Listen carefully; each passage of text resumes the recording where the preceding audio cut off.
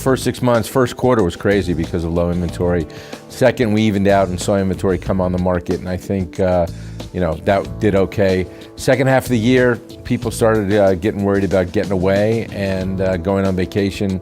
We got into the fall market, and it seemed to do okay, but not great. But all in all, when we got to year end and we were back and actually had more sales, over a little over 724 sales that we hadn't seen in almost 5 years.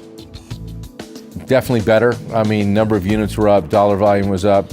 Average price was still down. That's the 5th year in a row, which has been difficult. Median price was up a little bit, and so we had a mix of what was going on. Upper end of the market still didn't perform quite the way we'd like to. Lower end of the market was hotter than hot, and the middle part of the market seemed to be, coming back and doing okay. Anything under $1 million, under $1.5 million maybe. I mean, we needed more inventory there. We've got a lot of people, I think, wanting to move from other parts of the country, as well as mainly Manhattan and Westchester, that want to get out of the larger property tax costs over there and coming here. So things in the lower end of the market moved quite well. You're looking at Riverside has done incredibly well.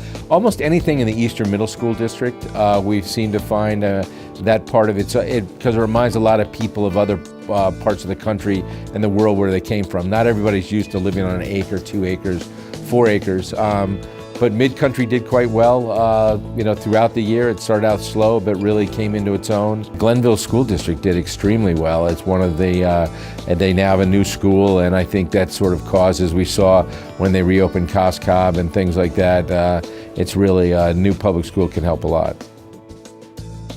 It's been difficult, and it's a bad perception that people have that all of Old Greenwich got hurt. I mean, the numbers show that Old Greenwich probably suffered more than any other area, but they were totally wrong about a lot of the properties. If you're not in the flood zone, which is the V or AE zone, then guess what? I mean, you don't have the concerns that they have, but everybody, quote, perception's reality, everybody decided that all of Old Greenwich was a problem. That really isn't the case. Slow start, inventories are as low as they've ever been.